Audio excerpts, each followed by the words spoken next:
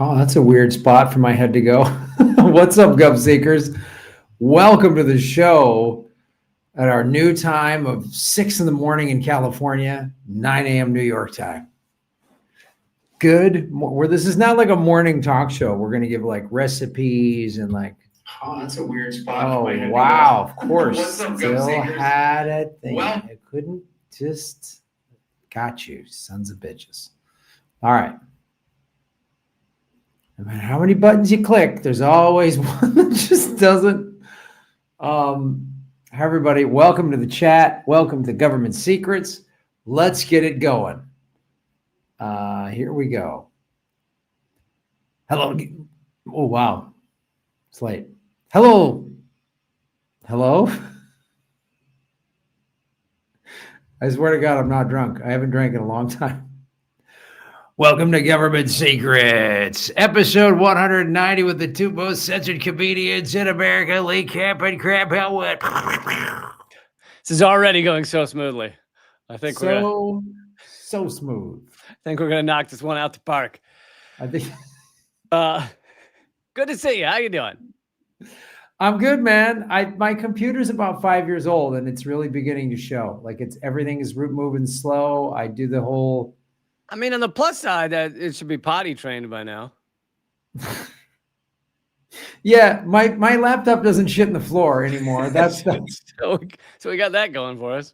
Yeah, that's a big upside. I'm pretty happy about that.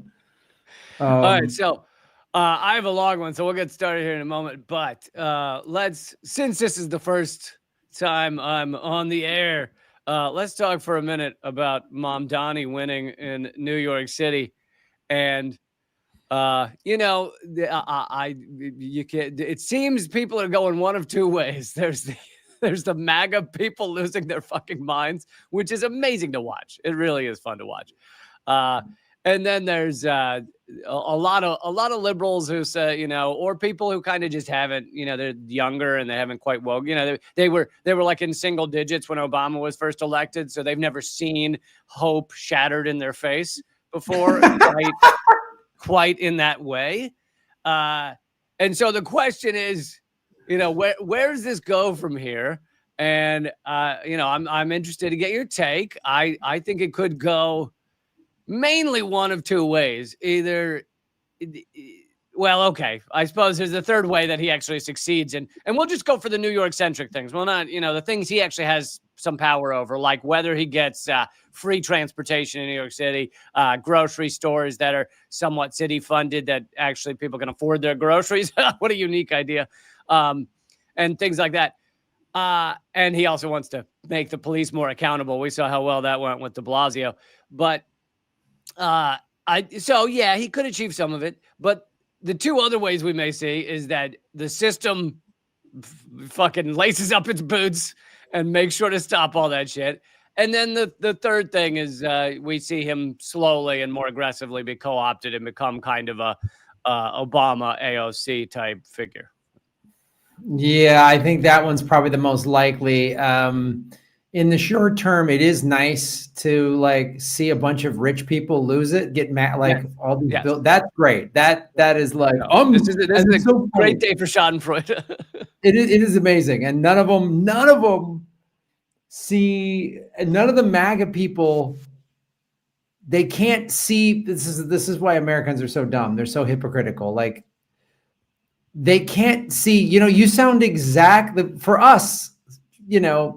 Indie leftists, for us, it's very easy to go, oh, you sound exactly like all of the Hollywood liberals that are like, I'm moving to Canada if Trump wins. Like, are all these billionaires going to go live with Rosie O'Donnell in Ireland? Is that what's going to happen now?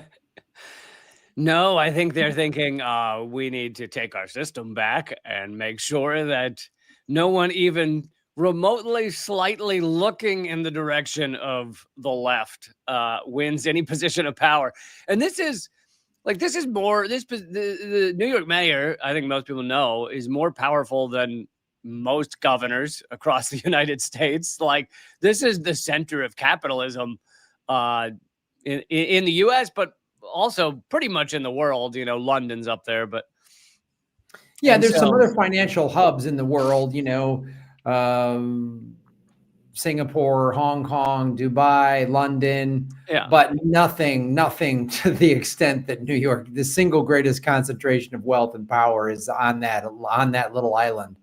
And so, but I do think it's like, I think people who kind of view this utopian thing, like, oh my God, a whatever he's calling himself, democratic socialist or whatever, got, into power in New York, he's going to change everything. Well, we know he's not anti-capitalist. And I would imagine that if he wants to actually have an impact on the other things like free transportation and stuff like that, he's probably not going to do anything to Wall Street. Wall Street will remain exactly the same, even though a lot of it takes place in New York. I don't think he's going to touch it with a 10-foot pole, because then he's done. Then he's cooked. Like, that's. Yeah, I think we're going to see. I mean, it's funny, like you say, younger people, and I don't want to like rain on their parade, but yeah, we went through this, in 2008, with Obama. He's gonna, I mean, I remember even being young enough to I didn't have much hope for Bill Clinton. He was my lesser choice. I was excited to vote in the 92 primaries, but for Jerry Brown. But I think what's going to happen with Mamdani, remember, we all had kind of some hope, and there's the AOC, and the Dems took over the midterms in 2018, and this is going to blah blah blah. I think what's most likely to happen is he'll go the AOC route. It took her 18 months. It was 18 months. She went from live tweeting her congressional freshman orientation, where she was live tweeting going, why is there no labor here? It's only lobby groups. And she was calling it all out. Yeah. And she, whether it was an effective protest or not, she attended a protest outside Nancy Pelosi's office. Like, she was part of the protest group standing on a table outside Nancy Pelosi's office. And, a month later, she's calling her mama bear. Yeah, it took her 18 months. It took her 18 months to go from protesting to mama bear. And I think that's probably the window of that Mamdani will have. Because here's the reality of a progressive leftist, if they actually were to get into power, what they would truly have to do to make real change. You would have to do a President Bukele style rounding up of the criminals, but do it with the ruling elites. I mean, you would, the way he just like, you would have to do something like that severe. Like, the minute your hand comes off the Bible, you have a special police force that just snatches up all the billionaires. We'll keep it clean for the kids and say they'd be put in prison. Yes. Yeah. And they'd be treated very well in prison. Great dental care. Yeah. They would. They'd get 3 hots and a cot. It'd be really nice. But I don't, the left doesn't think that way. The left still sort of believes in the system. But there is, I mean, I hate the way we use the term the left anymore, but yeah, there's no left. Like, there is, in a large sense, there are some left wing and leftist activists out there, but basically what we're talking about is liberals. And maybe some young people that haven't really defined themselves yet, but know that what Trump and everyone else are doing is fucked up. Like, I mean, the one sort of upside from this is there was a pretty across the board indictment of anybody that was endorsed by Trump lost, and that across the country. There are some bright sides. I agree. But again, like, we've seen these bright sides before, and then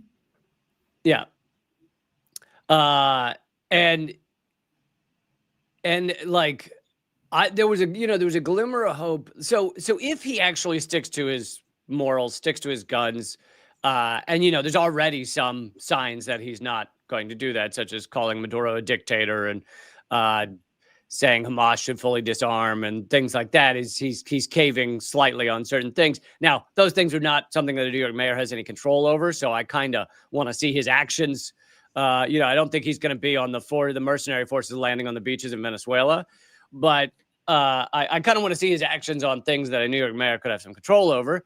And the question is, will he quickly kind of sell out to the big interests, or will he actively try and do these things? If he actively tries to do these things, what steps will the system take to kind of destroy him? And there's been like glimmers of hope. I'd say, Bernie 2016, I wasn't awake enough at the time to figure it out. But for me, 2008 Obama, I thought was a glimmer of hope.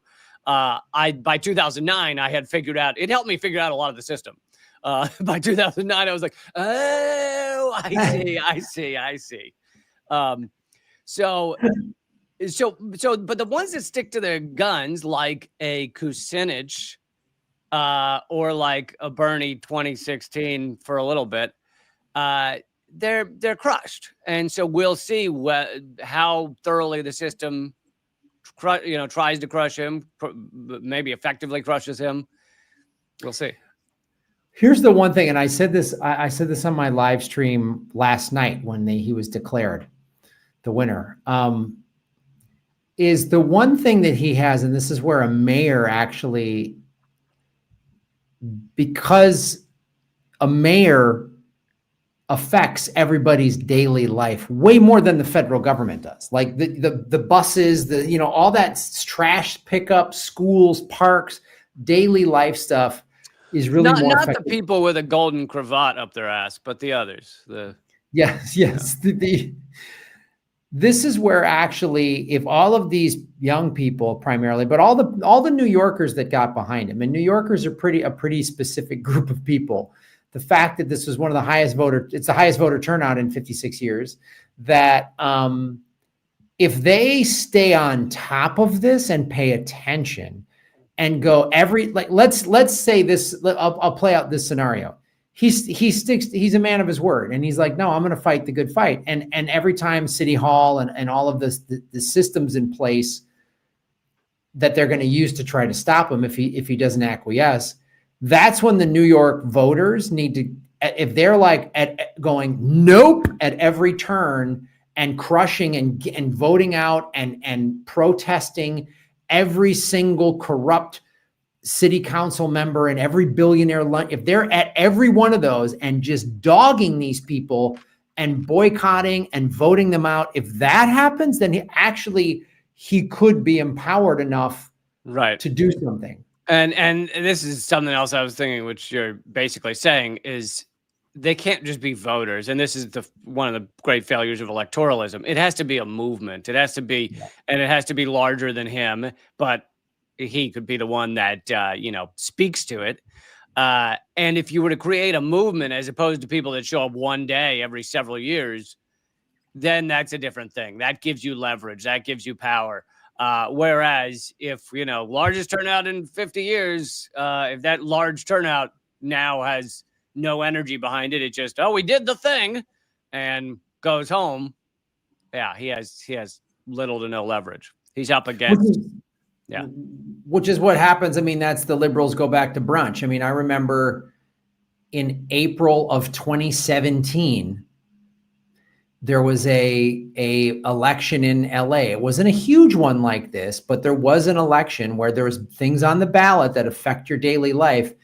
And all anybody had been doing since Trump won in November of 16 was, we got to get out there. And if more people voted, then we would have Hillary. And there was a 25% voter turnout in April.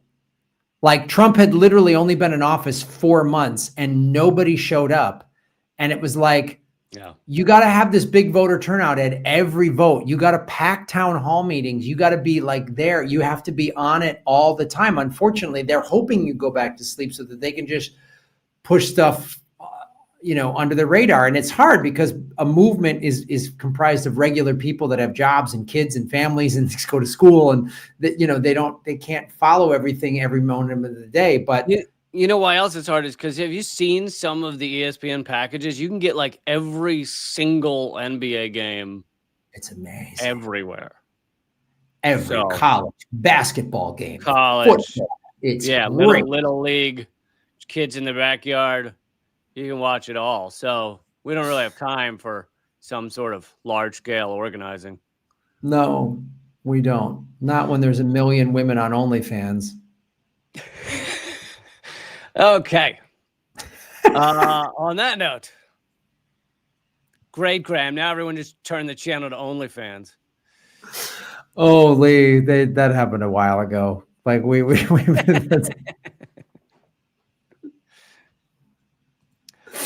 All right, shall we? Let's do it, buddy. You want to do the first segment or shall I? Mine's kind of tight, but Usually the first one ends up being longer, and mine's kind of long, so maybe I'll go first. all right. You want to go first? No, you go first. This is fine. This is our production meeting in real time. Hey, hold on, everybody. We need a 5-minute production meeting here. Yeah, you go first. Segment number 1, Lee Camp and Panama. Usually our production meeting is just, I think mine's probably less likely to make people want to end their life. So we'll do that second to leave a good taste in their mouth. Yeah, usually we start, the first one's really gnarly. Sorry. Graham is allergic to the invasion of Panama. Let it be noted.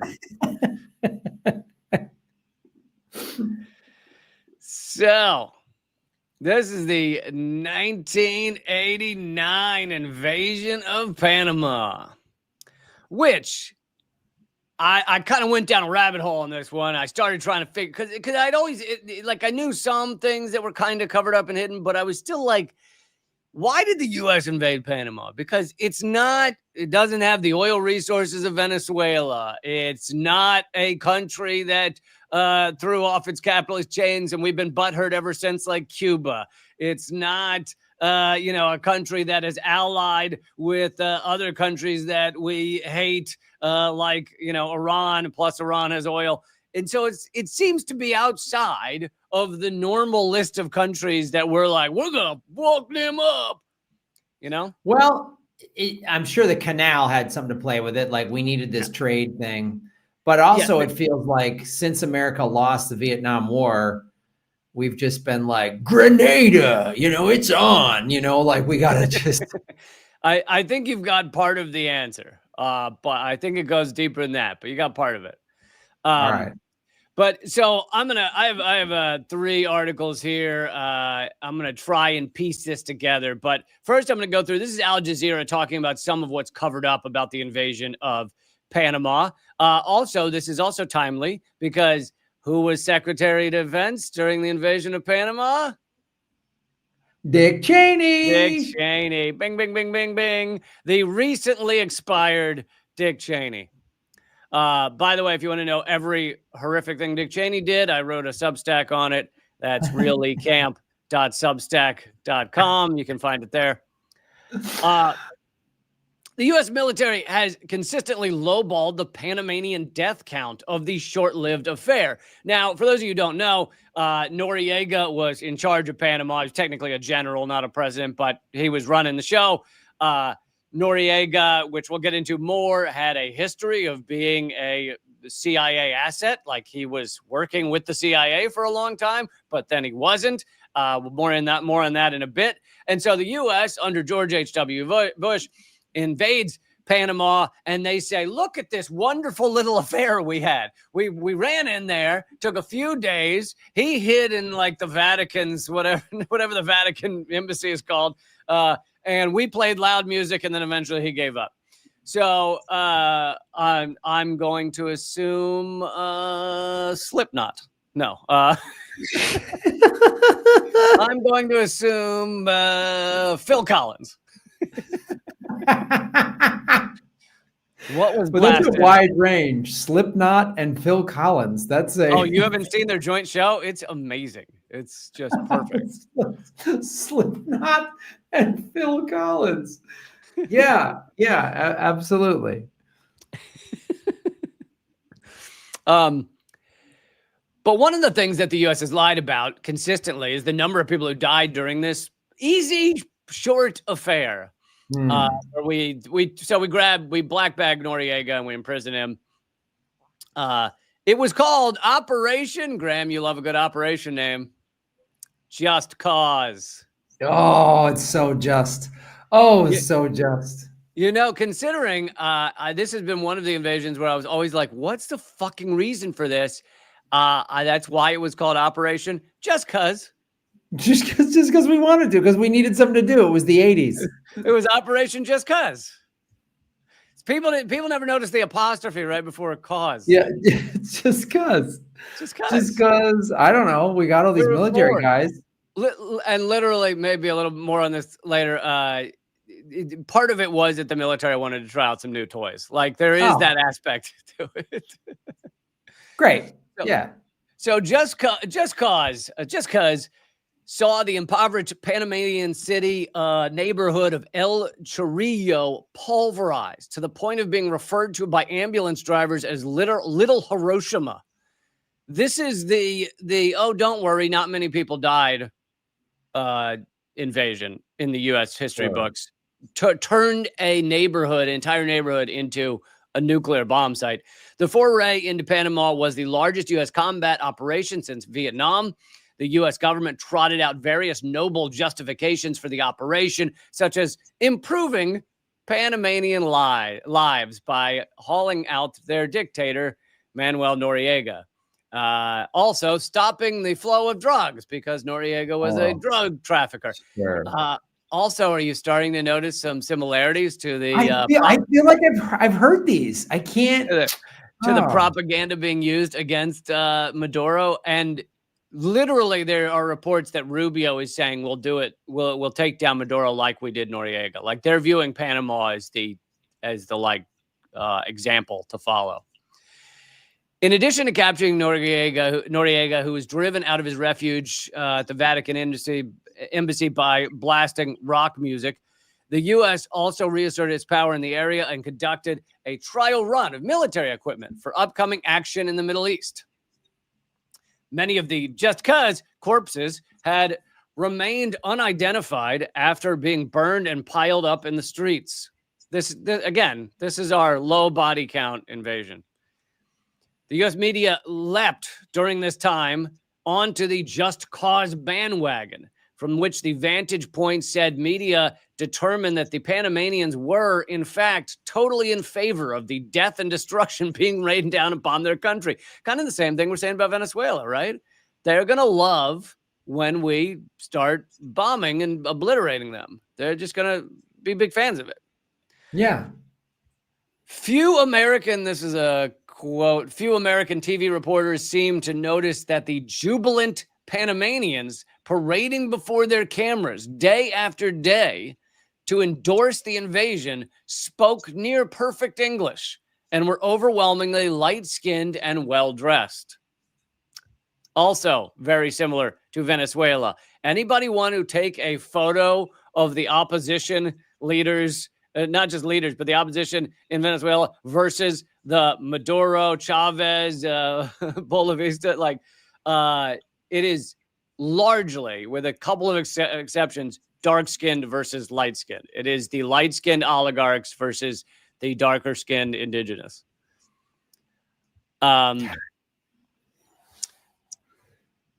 As one U.S. commander of the operation later put it, we have all these new gadgets, laser-guided missiles, and stealth fighters, and we are just dying to use that stuff. He really said that? Yes. Yes, that was said by a U.S. commander. This was also the first U.S. invasion done with the new toys of like night vision and, certain laser-guided missiles that could hit their targets at night. So this was the first kind of night invasion, outside of like Bay of Pigs where they're bumping into walls and shit.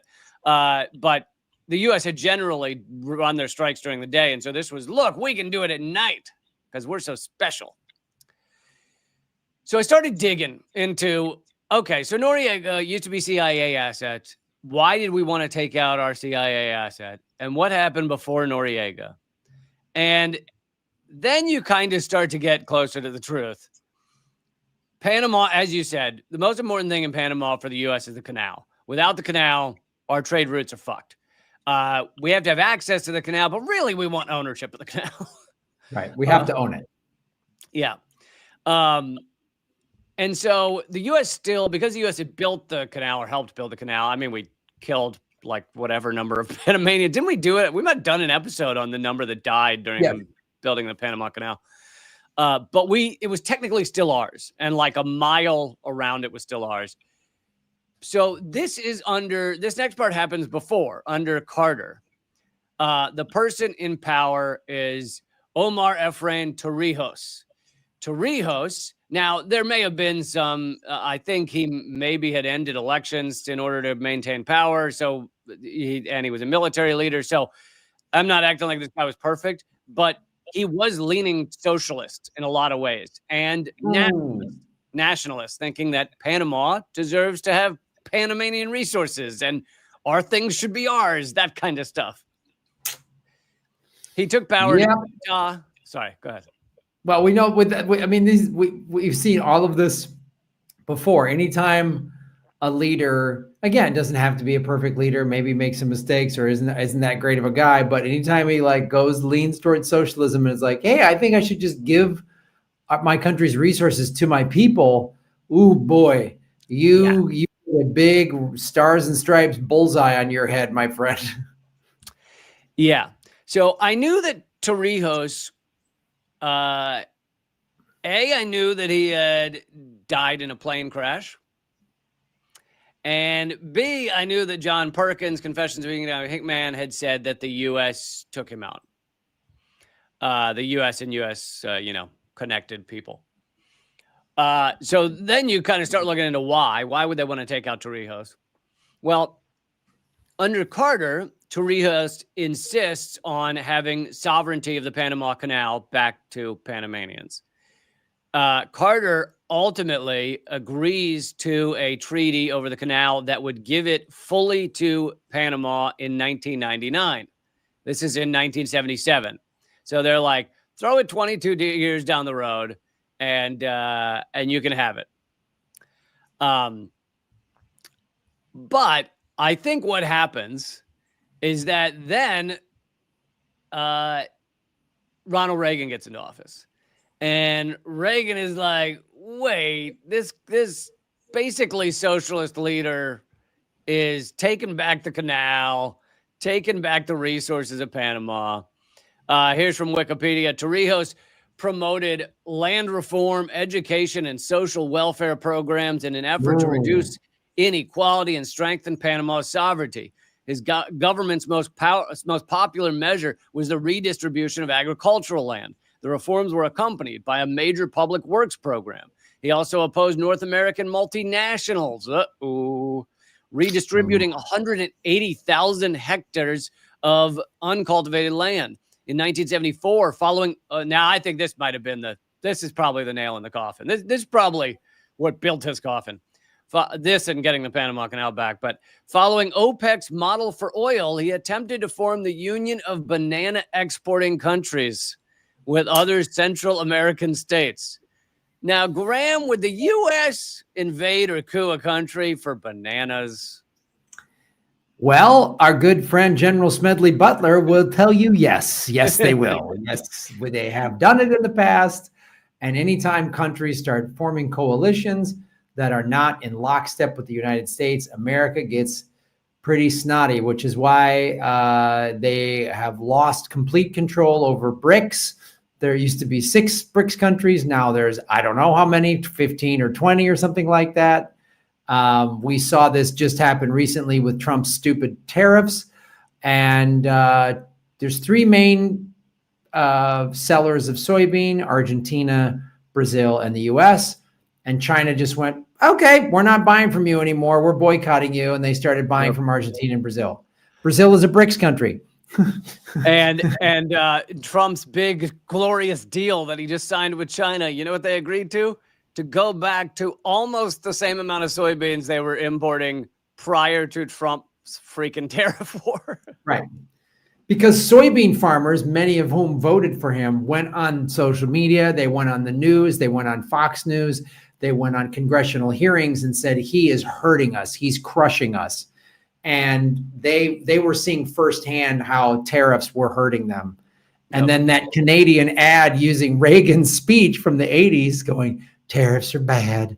That, of course, made Trumpy start crying again. He's such a little crybaby. Yeah. He said, take that commercial down. I don't like it. I tried to fire Jimmy Kimmel. He made fun of me. The commercial's mean. I don't want it. So, Torrijos' policy also promoted the emergence of a middle class and the representation of indigenous communities. In 1972, his government held an election. The new assembly approved a new constitution and elected Demetrio Lakas as president, but Torrijos was the actual head of the government. And you see similar with Noriega, that there may have been a president elected, but the military general's really the one in charge. Torrijos was regarded by his supporters as the first Panamanian leader to represent the majority population of Panama, which is poor, Spanish-speaking, and of mixed heritage, as opposed to the stereotypically white-skinned social elite. Standing up against the oligarchy. Torrijos instituted a range of social and economic reforms. We did that helped the poor. He prosecuted the richest and most powerful families in the country. The U.S. loves when you do that, right? And in turn favored his political allies. His reforms were accompanied by ambitious public works financed by foreign banks. In international politics, Torrijos supported Chilean President Salvador Allende. How did that go for Allende? Yeah, I don't think that went great. The first September 11th. We've done an episode on that, which is in episode beep. Look it up yourself. And I got to tell you, Lee, I am shocked that foreign banks were involved. The banking system is usually just so good and clean and on the up and up. I'm shocked that they were involved in this. But Allende, first September 11th, September 11th, 1973, the U.S. went in and murdered Allende for being socialist. So let's see. I'm almost done with Torrijos. He embarked on a fight against the U.S. to gain Panama's sovereignty. Torrijos negotiated the treaty that was signed in 1977 to regain the Panama Canal in 1999.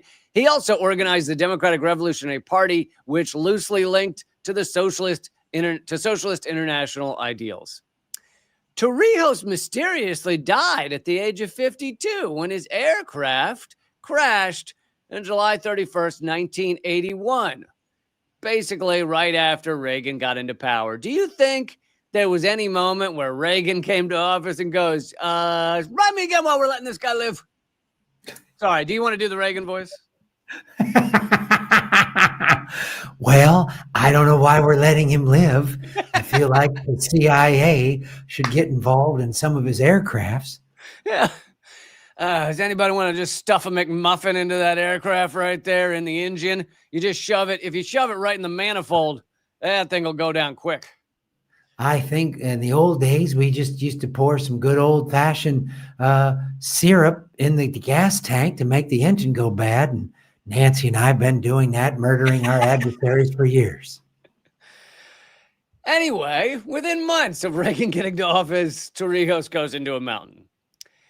Torrijos' death generated speculation that he was the victim of an assassination plot. Okay, so then Noriega comes to power. Noriega has been this is why they want to take out Torrijos. They want to put in Noriega. He's been a CIA asset. The U.S. has full faith. This guy, he's our guy, right? He's our CIA guy.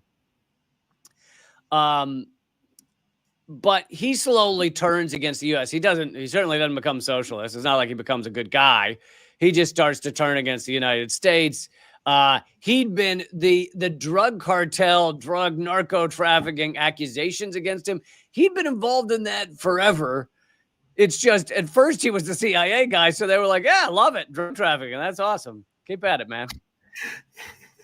Then he starts alienating the U.S. They probably thought he might give him back the canal. I don't know. I didn't read anything about that, but that never happens.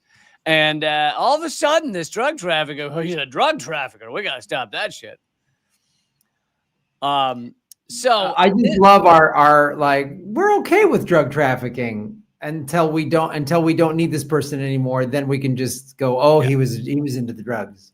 He yeah. was bad. And by the way, although they're using the same playbook with Maduro, Maduro actually does no drug trafficking, and in fact, only 5% of all the drugs entering America even go through Venezuela. None of them are grown in Venezuela. Some of them are trafficked through Venezuela, but 5%. It's mainly coming from other countries.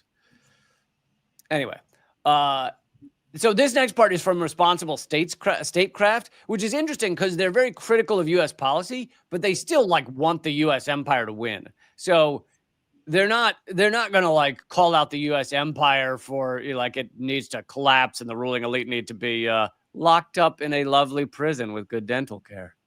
That's my new euphemism. So they're not going to say that, but they're critical of the policies, which is it's an interesting take to get. Anyway, they say in the hours that followed when they decided to invade. Oh, and I should throw in here George H.W. Bush, former CIA, head of the CIA, right? This is who's president at this moment. Dick Cheney as Secretary of Defense. H.W. Bush was viewed as a little bit of a pansy. And so I think this was also a let me show my strength moment. Furthermore, there were new military toys that they wanted to test out. And furthermore, on top of that, there was what many of the neocons and such called the Vietnam syndrome, which was America didn't want to go to war anymore. And this very much bothered them. They wanted to go to war. They wanted to murder their enemies. And so this was kind of a, well, we'll go down in Panama. We'll get it done nice and clean and quick. And we'll show America that you can love war again. War's actually good for business, gang. Don't be so down on war. But you also got to wonder if Noriega had been a longtime CIA asset working with the CIA, how much he knew. And if he started to turn against them, they were probably, and George H.W. Bush, former head of the CIA, was probably worried as to how much he could reveal. So there's another reason to light a fire under this mission. Meanwhile, on the other side of the planet, Saddam Hussein is also a CIA asset that is certainly going to turn on the USA a little bit down the road. Yes, also very topical because Saddam Hussein was doing deals with Rumsfeld and Halliburton. And who was head of Halliburton? Yay, Dick Cheney. Our man, Dick Cheney. So, yes. Yeah, I know the list of, I wonder who else is on that list of like basically facilitated in their power or put into power by the U.S. because they were a U.S. asset. Then the U.S. says, you're starting to get too full of yourself.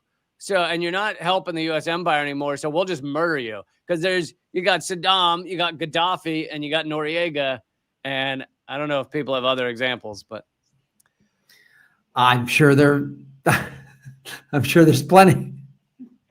So more than 20,000 U.S. troops conduct a swift and violent invasion of a sovereign state to remove the inconvenient General Noriega, who had embarrassed and bedeviled U.S. policymakers for years. Freed from the frightening but disciplining constraints of the Cold War. Yeah, so that's the other thing is the Cold War was collapsing at this point. I mean, the Soviet Union, even though it hadn't fully gone down, was not in a powerful position. So the U.S., that's the other thing that why the U.S. hadn't done this since Vietnam is they no longer had a fear that there was a great enemy that could swoop in and actually be competitive with them. So we needed to go find one. Yeah, we needed to go create one. Freed from constraints of Cold War, American leaders were now unchecked by rival powers, and the very perception of success for Operation Just Cause would help shape their decisions going forward. Conceived as the illegitimate child of America's 19th and 20th century flirtation with regional imperialism and the naval theories of U.S. Admiral Thayer Mahan, I don't know him, Panama and its canal have long exerted significant pull over U.S. strategy and domestic politics. By 1989, this resulted in a dizzying checkerboard of U.S. and Panama Defense Force military installations. So you also have to understand that the U.S. is crawling. Panama is crawling with U.S. personnel. Like, yes, the Panama Canal is technically American owned. There's U.S. military along the entire stretch. But of course, that means there's easy access for the CIA to go into Panama and filter throughout the society. So it's far different than, say, Afghanistan, where the CIA doesn't blend in as well. Yeah, it's kind of hard to slip and slide in there. Noriega quickly became a political detriment to Reagan and George H.W. Bush. Performative U.S. sanctions caused considerable damage to the population, but did little to dislodge Noriega. Does that sound familiar? Well, Noriega just wasn't playing ball anymore, so we had to sanction him, and Nancy wanted to get him murdered. It was all Nancy. The bloodlust of Nancy is really just a problem. She had a wall of guys she wanted me to murder, and we talk about it every night over supper.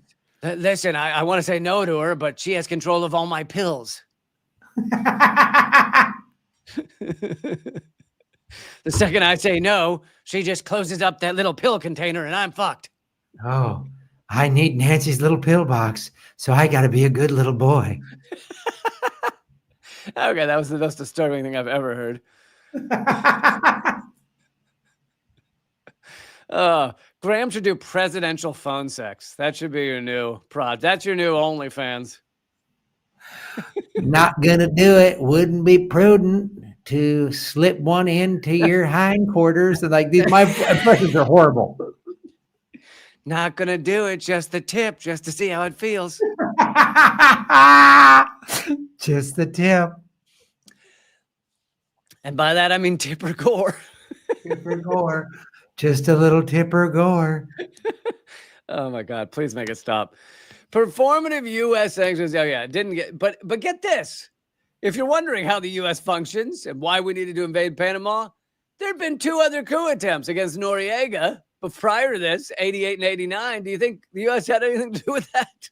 No. It just the whole world wanted to coup the guy.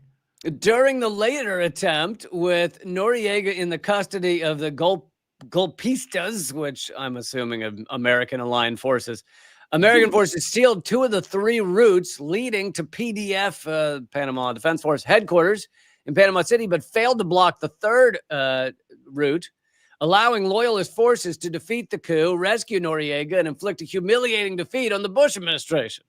So, leading into this invasion, the Bush administration was looking like fools, looking like they couldn't even coup this guy.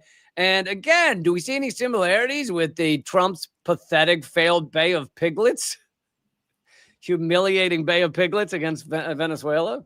No, it's these guys, they're not very original. They just keep doing the same old something, which is why I worry that if Trump looks like he can't get a 3rd term, Steve Bannon said, oh yeah, he'll get a 3rd term.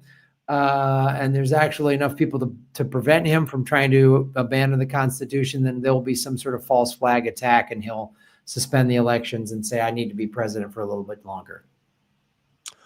Sorry, Graham, I couldn't hear any of that. I'm trying not to lose my breakfast across the computer screen right now. Well, Nancy just made me her good old-fashioned coup cakes. Thank you. Go back to the sexy Reagan, and we'll forget. Sexy Reagan. You just talked about Trump's horrifying 3rd term. But anyway,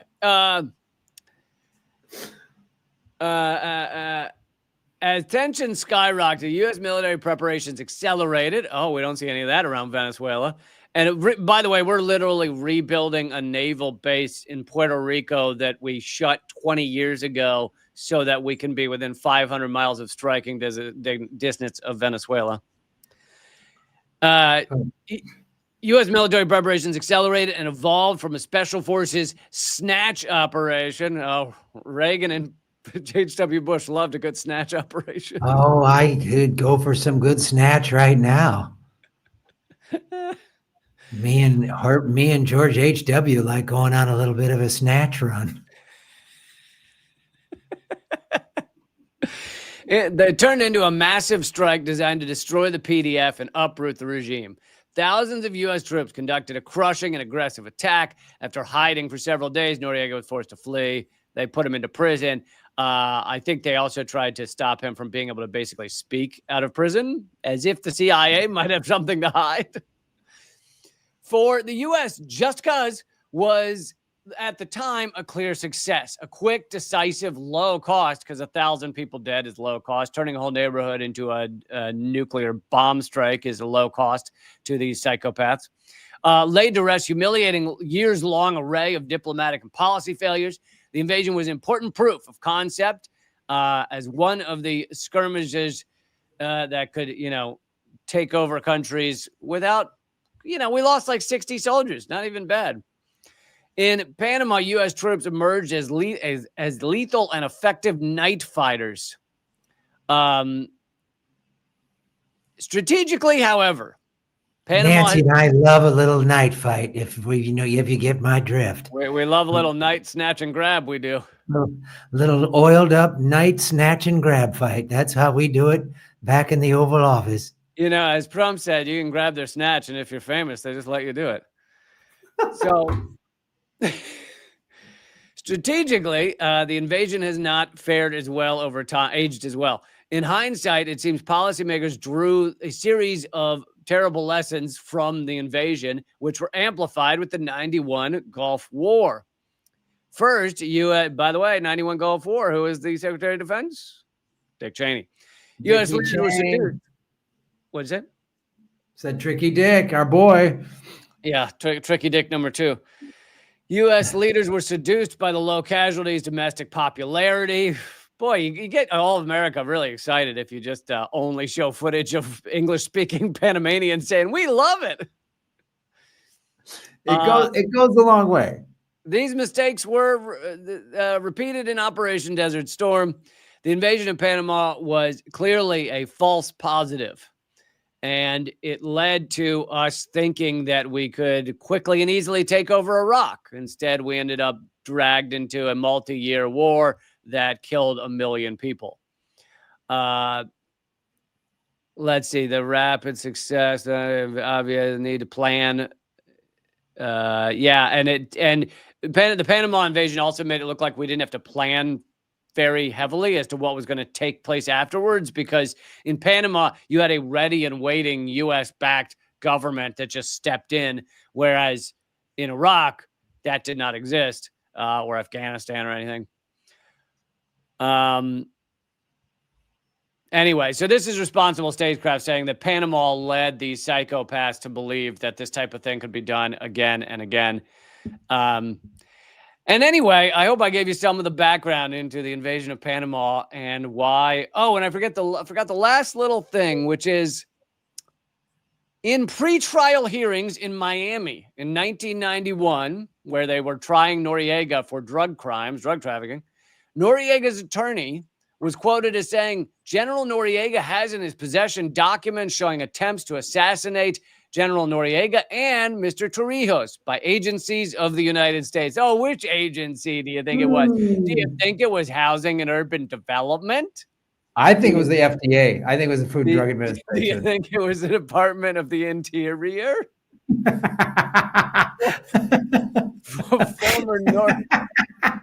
Former Noriega Chief of Staff Colonel Diaz, a cousin of Torrijos, as recently as 2013, has several times accused the United States and Noriega of involvement in Torrijos' death and called for investigations. There you have it, folks. Somebody said, when are you going to, I'm late. Thank you, Dan. I'm going to donate hair to Graham so you both look like twin brothers. I think Graham not having facial hair is a choice. I think he's talking about my receding hairline. I think that's exactly what that was. Well, when Bitcoin goes to 1 million, I'm going to get hair plugs. So that's a big plan of mine. Oh, okay. But the really bad, obvious ones, so it just looks like doll hair was stapled into my forehead. Oh my God, bright blonde just coming out of the receding hairline. Like some sort of bad guy from an 80s movie. Just, it's going to be fantastic. So I know we went long on that one. I think it was well worth it. We had to dig in deep on that one. We had to hear Reagan talking about a snatch and grab. And so the question is, do we save the other one for next week, or do we cram it in? What do you want to do? Well, as much as I like cramming things into hot, tight spaces, As much as I like cramming things in, just the tipper, just to see how she likes it. as long as I like to slide things into hot, tight, wet spaces with the tipper, I think we should probably just punt that Colorado coal strike war to another episode. Oh my God. I'm going to have to go like claw my ears out with a fucking tuning fork after this. Actually, Lee, I think you kind of like it. I think you're going to go to sleep thinking of old Dutch giving you a little reach around while he's wearing his Gipper outfit. You know, I'm not going to put the whole thing in, just the Gipper, just to see how it feels. Yeah, I'm going to teach you a new meaning of give one for the Gipper. I'm going to give you a little Gipper on the backside, and Tip O'Neill knows all about it. All right, enough promoting your OnlyFans. Just tell them what the I have a Ron Reagan OnlyFans. Ron Reagan sexy time. I think I'm going to start OnlyFans, but just dress up as presidents and talk sexy, and I think it would make a lot of money. I think absolutely. How could it not? I've thought about. For years I've gone back and forth on doing a foot fetish page.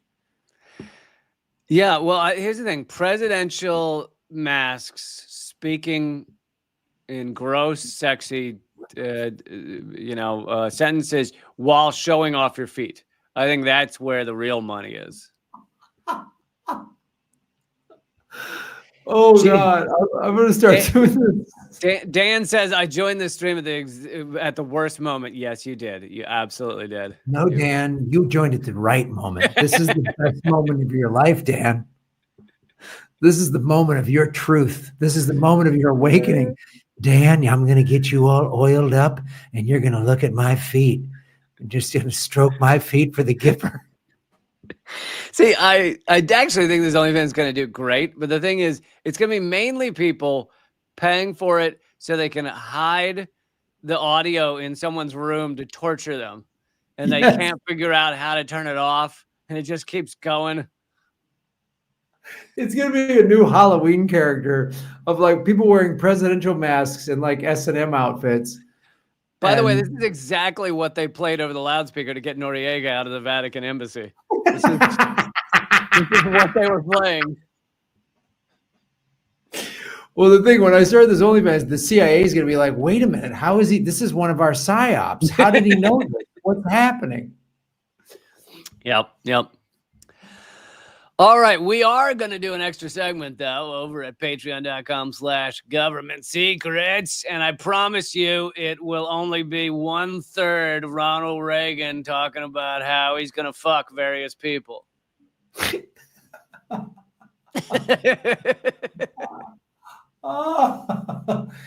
You're going to learn a new meaning of it. It's a new dawn in America, baby. The way Ronnie slips you the Gipper. Thank you, Jolly Pop, for supporting the show. Appreciate it. Thank you, Jolly Pop. Thanks for all the support.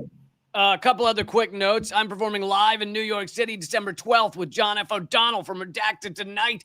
It's going to be my first performance in New York in like 3-4 years. It's going to be a lot of fun. Cobra Club. The way to get a ticket is tinyurl.com/Lee Cobra Club. And there aren't that many tickets, small room. So I hope you'll go if you're a New Yorker. That's December 12th. Also, like I said, I have a new Substack on all the crimes of the recently, but thankfully dead man, Dick Cheney. That's at realleecamp.substack.com. I also have the column right before that was about, if Israel didn't exist, could you come up with a more terrorist nation than Israel? And it's an interesting thought experiment that I think you guys should check out. You're just doing like brain games on your channel now, just like brain teasers. And look, these columns are all free. You can, was the attack in Panama actually related to a foot fetish that George H.W. Bush had in order to play a little snatch and grab with Noriega? That's the other mind game we're playing. Other thought experiment. I can't wait to start this OnlyFans channel, folks.